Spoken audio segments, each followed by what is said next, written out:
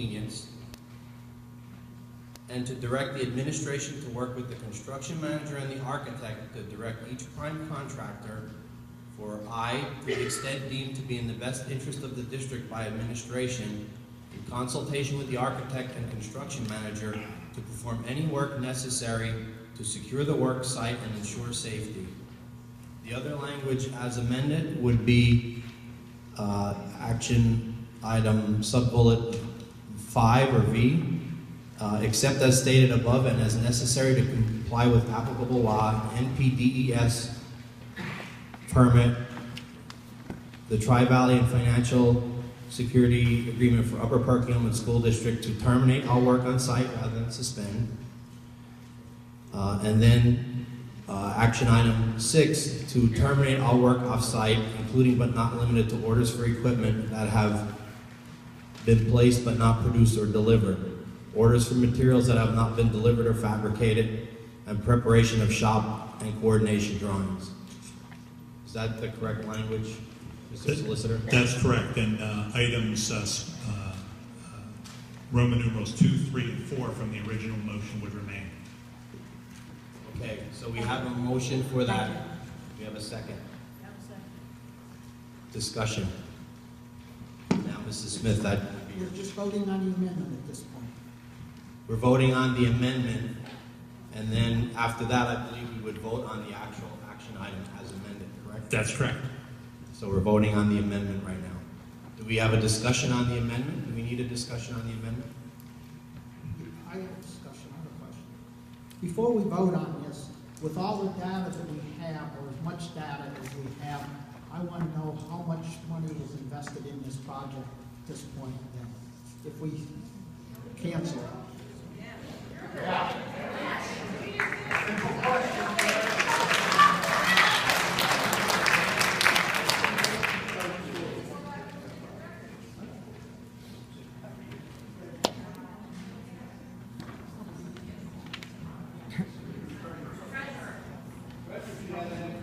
Before I vote on the amendment, I would like to know the dollar value that this is going to cost. It's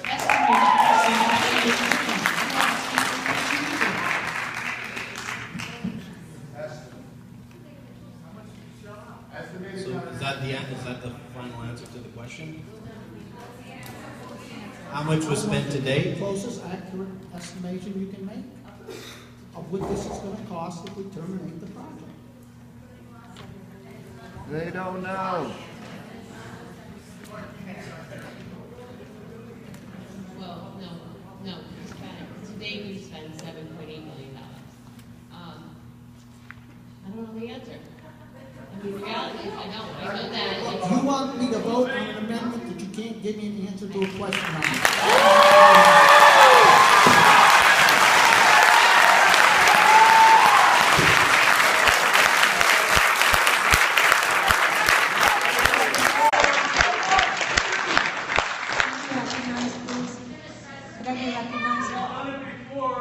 Can I be recognized, please?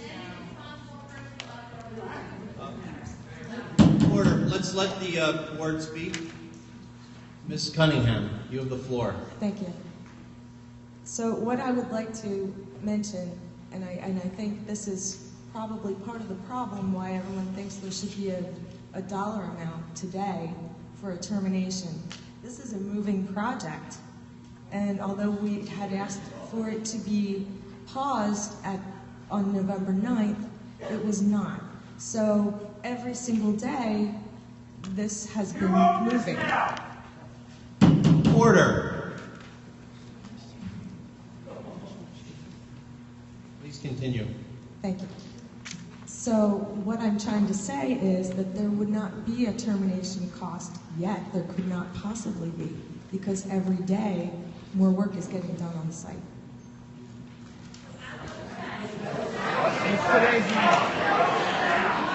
Okay, let's keep the discussion with the board here. You guys don't know what you're doing. So do I have another question from another board member or discussion? Mr. President, may I be recognized? You have the floor, Ms. McGinnis. Thank you. My fellow board members, I do not understand how you can say that this is a fiscally responsible decision. Now,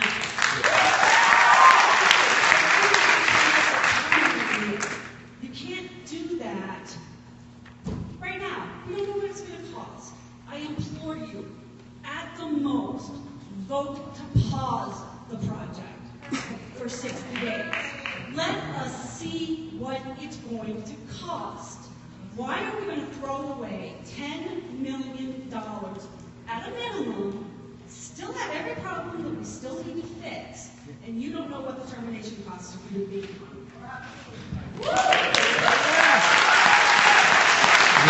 Hopkins, you have the floor.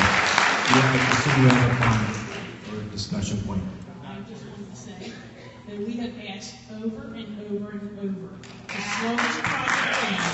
We have 2 days after the election so that they can get up to speed and get a number. Nobody wanted to pause it at that point.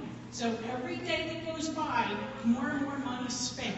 However, if we allow this to go through, it's going to cost more than $55 million because you have interest to pay until the year 2043. You can be paying over $90 million for a school. Order.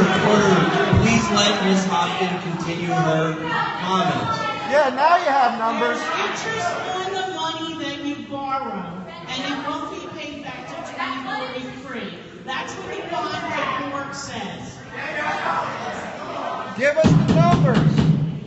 If you'd like to have a discussion on this, please hold your comments until after the person has finished speaking. Thank you. Or you will have opportunity at the public comments, as Ms. Hopkins pointed out. Is that before the vote or after the vote? It's after the vote. There was an opportunity before. So there was an opportunity for public comment before the vote, and that's why we had the announcement to say there would be a possibility. Would you please let me finish if you'd like to hear the rest? You ignored us. Why shouldn't we ignore you? I've ignored you? We'll see. All right. President, just continue. All right. So, Ms. Hopkins, do you have any further points to add? Anybody else have any discussion points? Yes, I do. Ms. I just- Cunningham, you. Thank you. I just have one last comment to say, and that is to keep a reminder that we are only 8 weeks into a 2-year project. So now would be a better time. I just want to correct that. We are actually a year and a half into a project.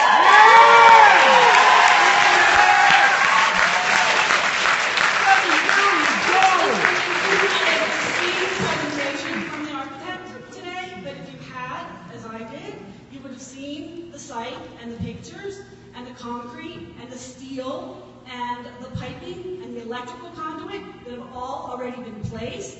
And this is irresponsible to just point blank terminate. Please, I implore you, do nothing more than halt and give us as a board a chance to look at things. That's right.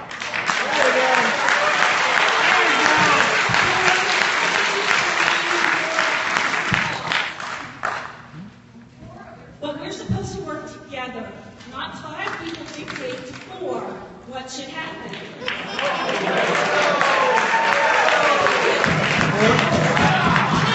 Okay, let's let both viewpoints speak, and when all comments are done, we'll vote on the amendment. Okay, Mr. Cunningham, you have the floor.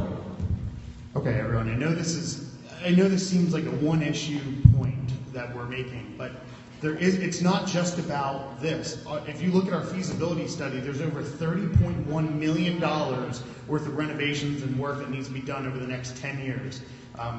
I don't personally can tell you how much is invested in that over the next 10 years. We just replaced a pump from 1966.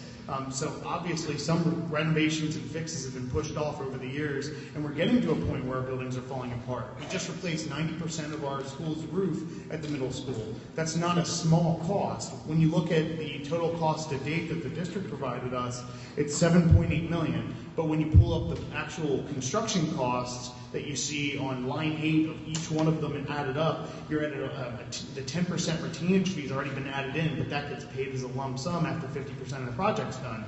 So the cost is actually, so right there, at least $500,000 less.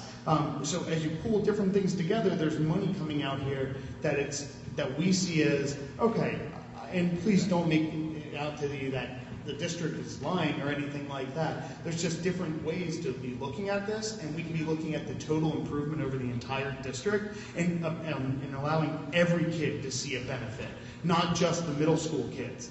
I mean, I went to the middle school before the 2008 renovation was done. We had 4 grades there, and there's still issues there that need to be addressed. I know that a new school would fix part of the issue, but we're going to have issues in a lot of other places, and we need to make sure there's budgeted money for that.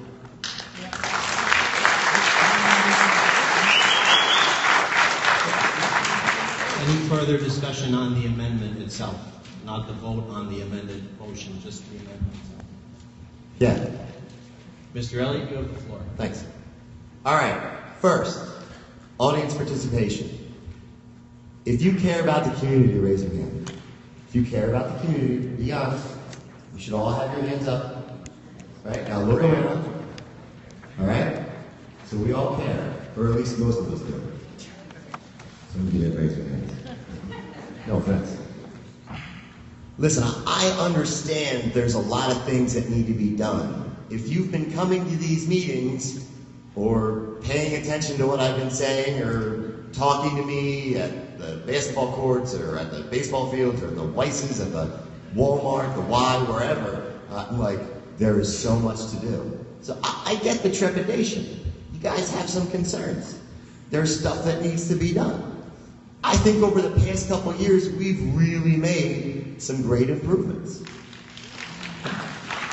We've done the one-to-one technology initiative, right? We've updated our curriculum with teacher input, which I think is amazing because you really need the boots on the ground, the guys that are in the trenches to get their feedback.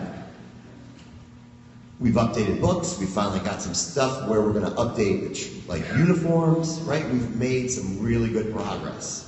There is more to do. I agree with that, and I think we're all in unison on that. But as far as I'm concerned with this project, you know, I'm lucky enough that I get into the buildings a lot. My schedule's really flexible. I might have to work till 8 or 9 o'clock at night, but I can get into the buildings. And I see how the buildings are, and I see how tight the buildings are. Marlboro, the middle school, perfect, right? And not that these buildings can't handle it, but I worry about doing any additions to any of our elementary schools when the average elementary school in the state of Pennsylvania has 457 kids in it, and we have close to 900 in both of ours. So when we talk about additions, you know, I'm not necessarily thrilled with that idea. I mean, to be perfect, if you want my honest opinion. If we talk about renovating the middle school, now granted, my time in the construction trade was 3, 4, 5 years, spent a lot of summers doing it too.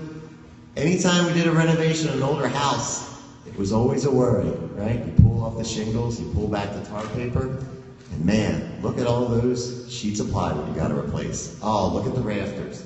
I worry about doing renovations to the middle school because some of the stuff we might find in there as we work on that building, right? So I don't think that makes sense either. I think we have, hold on, with all due respect, thank you. I think the population of the area is growing, right? If you look at Philly